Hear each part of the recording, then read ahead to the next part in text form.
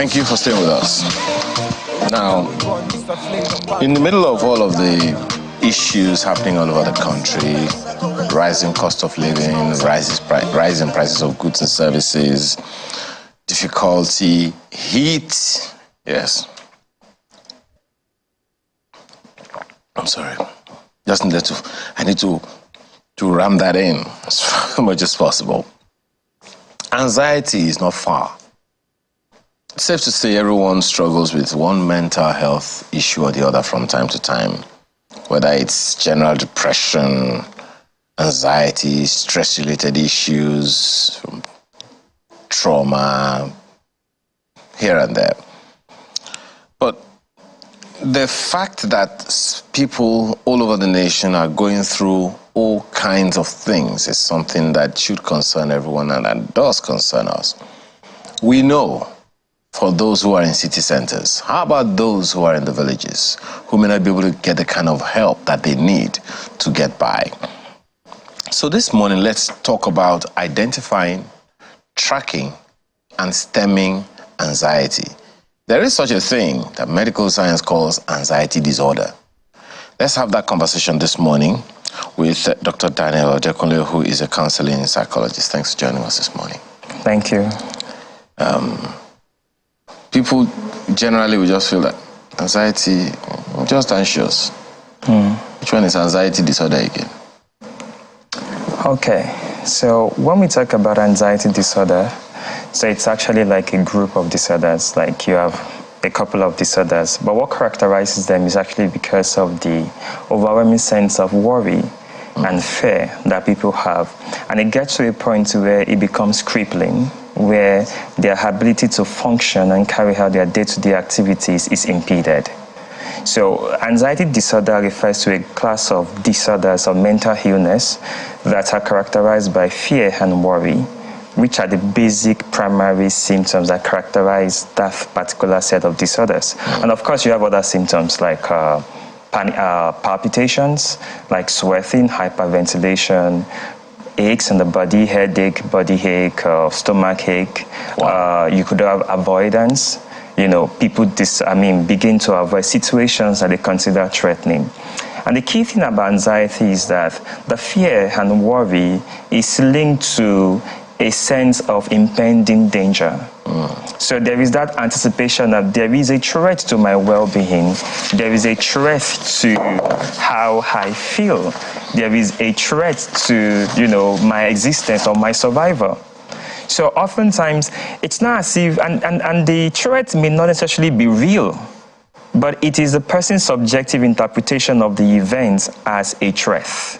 And then, because the individual perceives that there is a threat, there is a danger, there is something that looks like my very existence, my survival, my progress, my well-being is going to be affected. And as such, they become afraid of that situation, they become worried.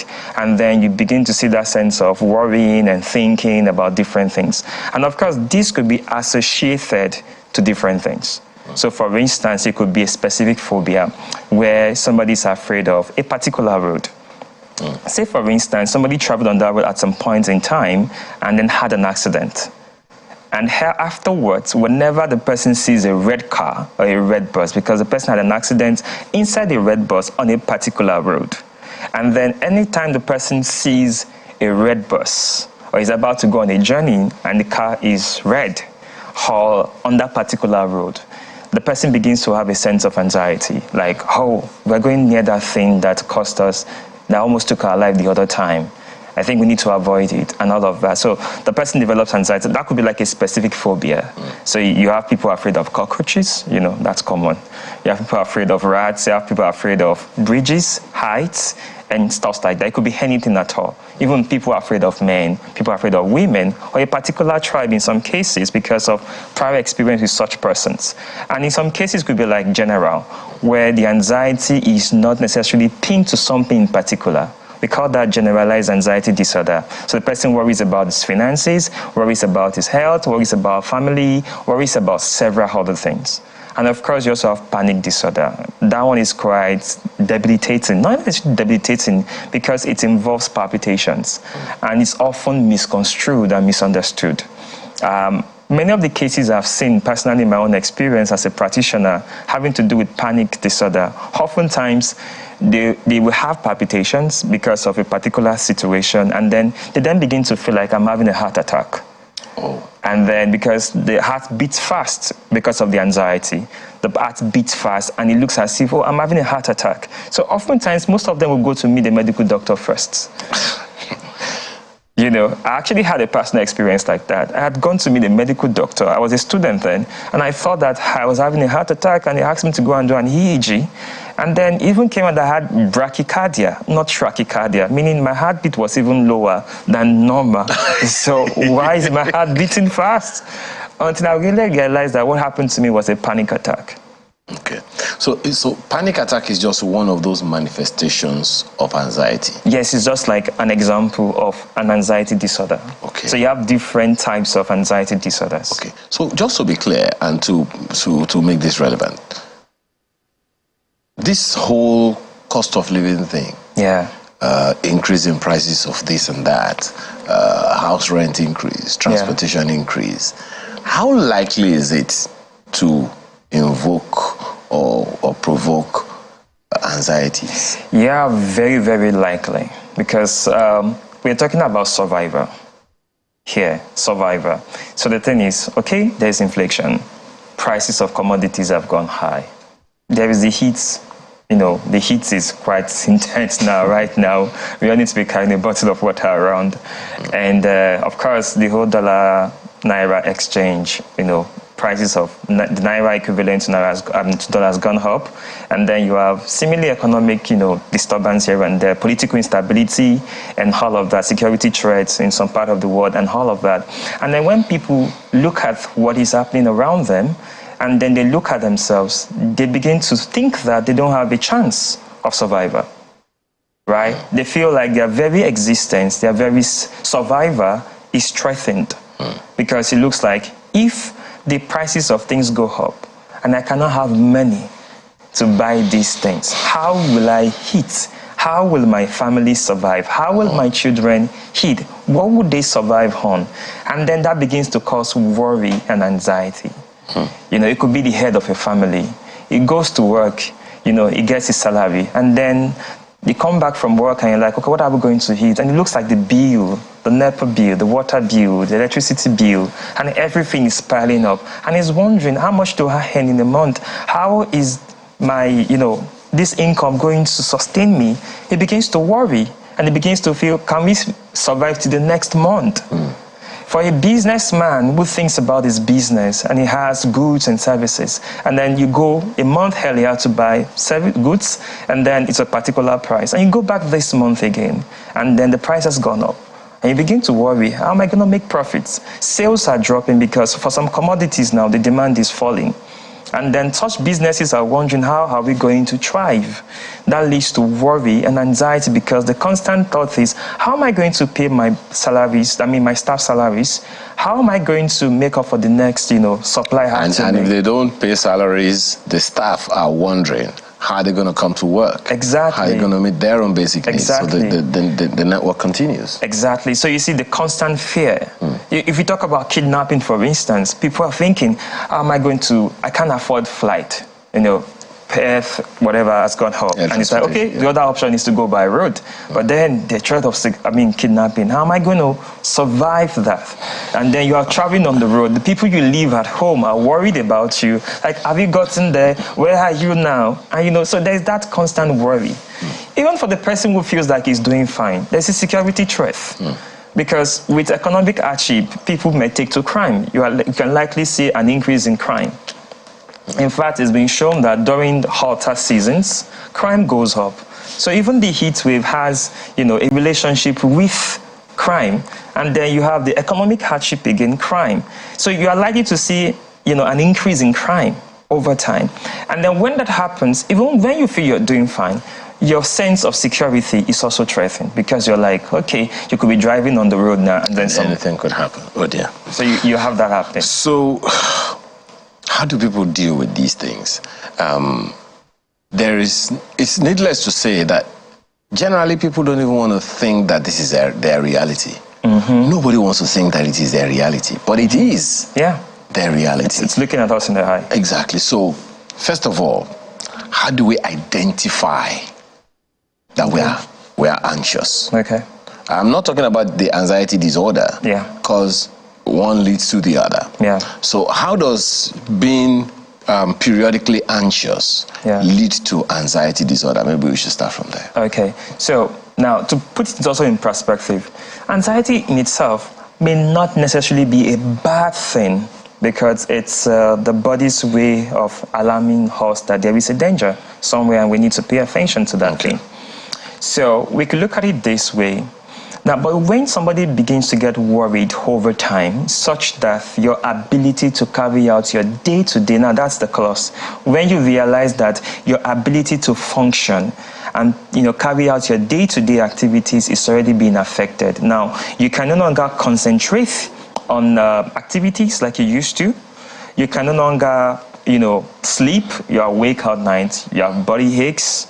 You're worried. Now, you can't pay attention. You are probably at work and they're talking to you and your mind has gone. So when you discover that I can no longer pay attention to things, my sleep is already getting affected. I don't sleep well at night. A little thing, I'm startled. You find yourself constantly thinking and worrying about several things.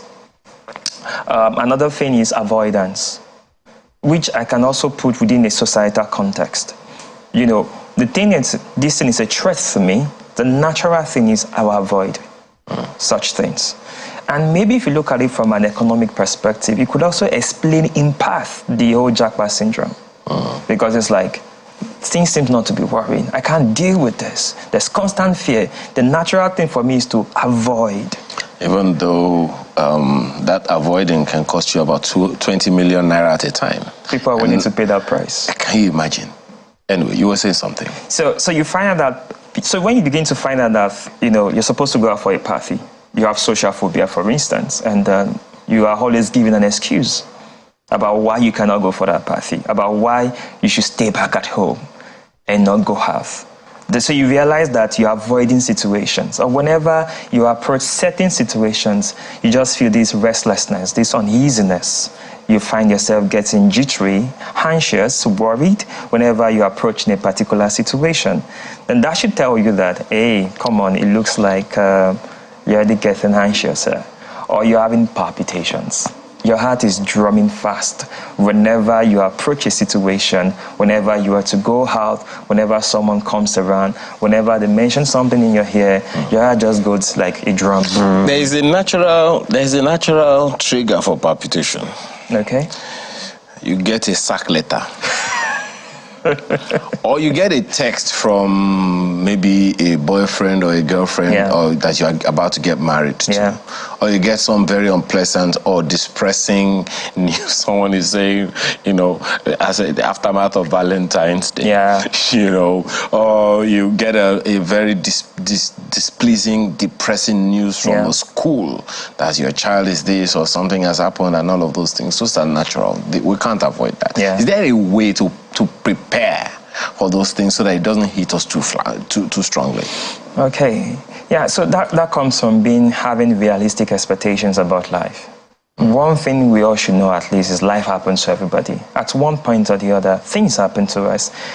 Sounds like you're saying breakfast happens to everybody. Let me put it like, life has its own challenges. And then it depends on the way we look at things, right? What you call a sack may actually be a blessing in disguise. But I can't see the disguise. I can only see the disguise. I can't see the blessing. I mean, it's natural, isn't it? That's the only... some people, for instance, are stuck on jobs they don't want now because half bread is better than puff puff. Sorry, it's better than none. And do you actually know that it could actually be anxiety keeping them on that job? The fear of venturing out to do something new could actually be what is keeping them to stay on that job. It could be another form of anxiety because the brain likes what it is familiar with. Familiarity means stability, safety for the brain. So when the brain realizes that even though this thing is not comfortable, but I'm familiar with it. No surprises. I know what to expect. I know how I'm going to respond to it. Let's stay there. So if it ain't broken, don't fix it. Yeah, kind of. So instead of the person to then think, maybe I could try out my chances outside there. Maybe what I'm getting here is not the best. I could take out my chances. Because that's something anxiety does for us. Anxiety makes us to avoid taking risk. Because you're afraid that if I do that thing, something would happen. Well, how does anyone get to the point of saying, whatever happens, there's a better way, there's an aftermath that is better? Getting there is usually a problem. It's fight or flight. Yeah. People would rather take flight. Yeah, that's a natural way. But of course, if you look at it and you're like, okay, if we always do this, we won't move forward as such. So it's a shift in perspective that we need to have. So there's a need for us to have a shift in perspective. Okay, Dr. Dekunle, let's be very, very real right now. Okay. Part of the information that Channels Television has been putting out in the course of the week is that last year, a bag of rice was 30,000 or so? About this time last year. This year, a bag of rice is undulating between 60 and 80,000 naira, depending on whose bag you're buying. Yeah. So that's a real threat, so Yeah. to speak, in the face of people. Yeah. Transportation. About this time last year, I only needed maybe about 1,000 naira to go to wherever I needed to go to. Now, I have to prepare 3,000 naira minimum. Yeah. And I still have to have some backup just in case. Yeah. Fuel. I only needed maybe about 10,000 naira to fill my tank. Yes. Now I have to be looking at something in the region of 30 to 35,000 naira to fill that same tank. Yes. So these are realistic issues. And guess what? The income from which to balance isn't there. Yeah. There is no correlation. My cost of living is rising. My income is stagnant, and the value of that income is depreciating. So how will one not be anxious? Yeah. So the problems are real, and like you said, I faced this challenge myself. I used to, fill the tank 10K. So I calculated 5 days a week, 2K per day, and then all of a sudden it became 5K per day. Oh, wow. And then, so from 2K to what I was spending on transport, from 2,000 to 5,000 in a day. And then, so I had to make some adjustment. This bag of rice we mentioned, I remember I had to go and buy a bag of rice last year with my wife, and I know how much we bought it. And last January, I know how much I had it now. So so I understand these challenges. So one thing we talk about in psychology, so there's something we call radical acceptance. Radical acceptance is accepting things the way they are. Accepting reality. I can't fight this. This has come to say, or let me say the way we say it on the street, it is what it is. I can't change that. And I can't deny it. It's staring me in the face. Reality, this is reality. Things have changed. Things are no longer the way they used to be. But then, something is there. I can choose how I respond. This is where it comes to. Now, situations may not change, but I can choose how I respond to that situation. First is acknowledging that this is reality. I can't fight it. I can't do anything about it. So what should be my response? Then I can either choose to suffer in a way or choose to I'm not going to allow this thing to determine my state of mind. Because reality is reality. But my experience is my experience. My own subjective experience is my own experience. And I'm going to choose how I will feel even in the midst of all of this. The problems are there. I'm not denying them. They are there. But the question I ask myself is, what do I do? What are my options? What are my alternatives? So I employ a problem-solving approach. Do I need to cut down on certain things? Do I need to understand that my standard of living, maybe I have to make some adjustments? Maybe I will say no to Owambe's for a while. Maybe if I used to shop or eat in some highbrow restaurant, maybe I have to go for a lower one. Maybe I need to make some adjustments to my life. And I need to first acknowledge that this is reality happening, but I also need to make that adjustment. I can choose. See, the thing is this.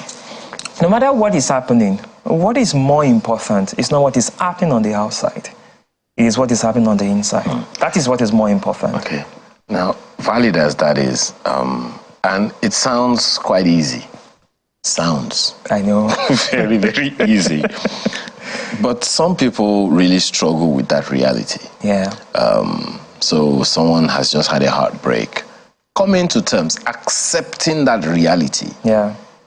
Mourning that reality Yeah. is a tough task. Yeah. At what point does anyone watching you right now need to speak to a specialist, maybe a psychologist? And I know, some of you watching right now are probably thinking, psychologist, I'm not mad. And maybe you want to debunk that as well. But at what point does anyone need to speak with a specialist who can help them through this period so that they can get to that mental equilibrium again? Yeah, so I'll pick it up from where you started about it's hard for people to take this fact, and I do understand that. Maybe it's easier for me to say because I'm a professional and I practice these things on myself. But it's okay that you also allow yourself to grieve and mourn. It's okay to grieve that, this is happening. It's okay to mourn that period. Mourning is not necessarily about when you lose something. You lose a job, you mourn. You lose a pet, you mourn. You lose a job, you mourn. You were jilted. You can mourn. You lose a lifestyle, you mourn. You can mourn it. Like, give yourself that opportunity to mourn, but don't stay too long in that mourning phase. So the point is, at what point do you think, well, this is it. I'll just give a very simple way to explain it. When you realize that you're already feeling some level of distress and you can no longer function. You look at the things you used to do, you can't do them properly. You're at work and you keep making unforced errors. You keep making mistakes that are unforced. You keep making errors that you're on a normal day, you wouldn't make these errors. So you realize that something is happening. You're awake at night and you can't sleep. Your favorite meal is in your front and you can't eat it any longer. You don't enjoy it. The very simple things of life that you used to find joy in, you can't find joy in those things. Your heart is palpitating. You are avoiding scenarios and situations. And when you begin to notice that it's happening to you, then that should tell you that I need to seek help. And it's not a crime to seek help. It's okay to admit that, I don't have all the resources, the mental resources to deal with this thing in this moment. I need some extra help. And the job of the psychologist, it's not because you're mad, no. The job of the psychologist is to help you actually find the necessary tools, develop the necessary tools, the necessary skills that you need or require to be able to develop competency over that thing. Because I usually tell my clients, I say, my job is to help you such that you don't need me again. And that's my role, is to help you develop those competencies by providing you with information, by providing you with skills and tools that you can then use on yourself. Like, I can give an example now. So one thing I will always tell people that when you get anxious, one of the things you can do is to ground yourself. Because what happens is this. So there is something I'm looking at. It looks like a threat. I interpret it as a threat, a danger. It could be a real danger, actually. Then my brain, my mind interprets that there is a threat. So it sends an alarm through the body. So the alarm goes from my brain and my body feels the alarm. Gets the message, so my body becomes activated. So I hyperventilate, or I can't sleep well, or, my body is getting aroused, physiologically speaking. And then when that happens, so what you do need to do is to reverse the order. So it's to quell your body, is to make your body feel calm. And how can you do that? You can use controlled breathing. For instance, the American still has this formula, they call it 4-4-4-4. So you take a deep breath for 4 seconds, hold it for 4 seconds, breathe out for 4 seconds, hold it for 4 seconds. When you do that, it sends a new message back to your brain because now your body is breathing slowly and calmer. So it's like saying... Your body is forcing your mind to listen, to be calm. Exactly. So your mind then gets the message that, okay, it looks like there is nothing to be afraid of. Sounds like you're asking us to act. Anyway. Pretend until you said fake it until you make it. Exactly. So fake it till your body gets the message. And it returns back to a state of, calmness. Let's hope you get that message this morning because, see, at the end of the day, we're all in this together, It's just one nation and one people. We're all in this together. So this conversation this morning is to let you know that, look, one way or the other, there is an automatic response in your body system that is likely to affect your health if you don't pay attention to it. Dr. Daniel Adekunle, clinical counseling psychologist, thank you so much for your time this morning. Thank you for having me. Thank you for having me. Okay. I'm taking another water. They say you should act. Okay. Let's talk about that for our home stretch on the Artist of the Week. Stay with us. It's about World Pangolin Day. Get a cup of water yourself.